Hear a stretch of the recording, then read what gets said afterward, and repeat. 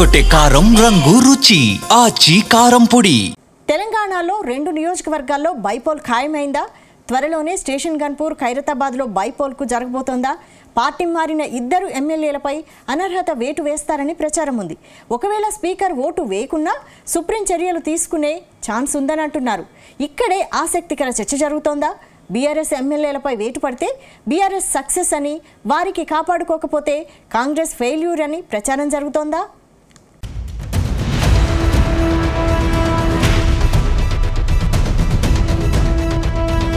తెలంగాణలో మరో 2 స్థానాలకు ఉప ఎన్నికలు జరుగుతాయని ప్రచారం జరుగుతోంది. త్వరలోనే వీరిపై సుప్రీంకోర్టులో అనర్హత వేటు పడుతుందని అంటున్నారు. ఒకవేళ సుప్రీం వేటు వేయకున్నా 2తో రాజీనామాలు చేయిస్తారని అంచనా వేస్తున్నారు. ఇప్పటికే స్పీకర్ గడ్డం ప్రసాద్ కుమార్ను కలిసిన Khairatabad MLA Danam Nagender, station Ghanpur MLA Kadiyam Srihari మరింత సమయం కోరారు. అయితే స్పీకర్ టైం తీసుకున్నా సుప్రీంకోర్టు మాత్రం ఏ క్షణంలో అయినా నిర్ణయం తీసుకునే ఛాన్స్ ఉంది. అయితే పార్టీ మారిన మిగతా 8 మంది సేఫ్ జోన్లో ఉన్నారు. తాము ఇంకా బీఆర్ఎస్లో ఉన్నామని చెప్పి బయటపడిపోతున్నారు. కడియం శ్రీహరి, దానం నాగేందర్ మాత్రం అలాంటి అవకాశం లేక ఉక్కిరిబిక్కిరవుతున్నారు.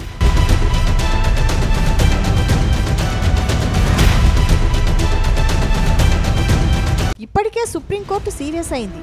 రోజువారీ విచారణ జరపాలని ఆదేశించడంతో తెలంగాణ స్పీకర్ గడ్డం ప్రసాద్ కుమార్ 8 మంది ఎమ్మెల్యేల విచారణ పూర్తి చేశారు. మిగిలిన దానం నాగేందర్, కడియం శ్రీహరిలకు సమాధానం చెప్పాలని నోటీసులు జారీ చేశారు.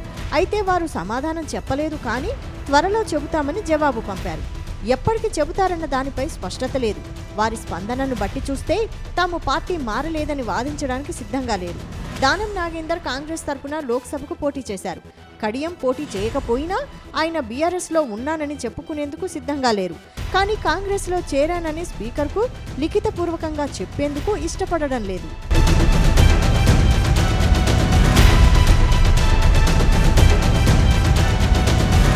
వాస్తవానికి గతంలో పార్టీ ఫిరాయించిన ఎమ్మెల్యేలకు ఎలాంటి సమస్యలు రాలేదు.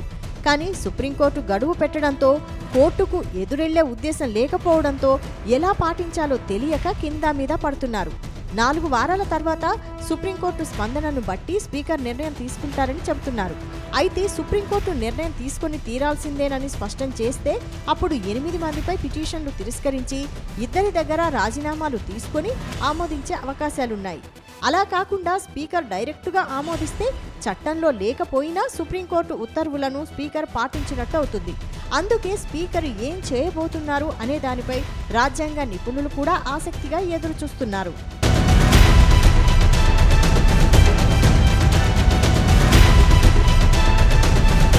ఇక ఉప ఎన్నికలపై బీఆర్ఎస్ పార్టీ గట్టి నమ్మకంతో ఉంది. రాష్ట్రంలో ఎప్పుడైనా బైపోల్స్ వస్తాయని బీఆర్ఎస్ వర్కింగ్ ప్రెసిడెంట్ కేటీఆర్ హెచ్చరిస్తున్నారు. అయితే ఉప ఎన్నికలు ఎలా వస్తాయంటూ సీఎం రేవంత్ రెడ్డి ప్రశ్నించిన సందర్భమూ ఉంది. గతంలో రాని ఉప ఎన్నికలు ఇప్పుడు ఎలా వస్తాయని ఆయన ఎదురు ప్రశ్నించేవారు. అప్పట్లో ఫిరాయించిన ఎమ్మెల్యేలతో మంత్రులుగా కూడా ప్రమాణం చేయించారు. అప్పుడు వారిపై అనర్హత వేటు పడలేదు.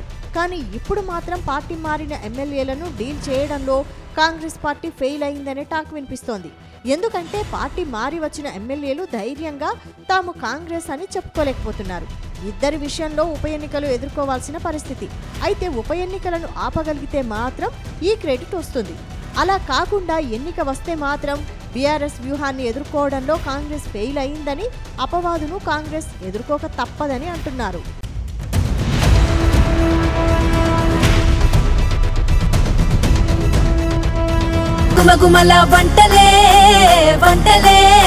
ఎర్రగొట్టే కారం రంగు రుచి ఆచి కారం పొడి.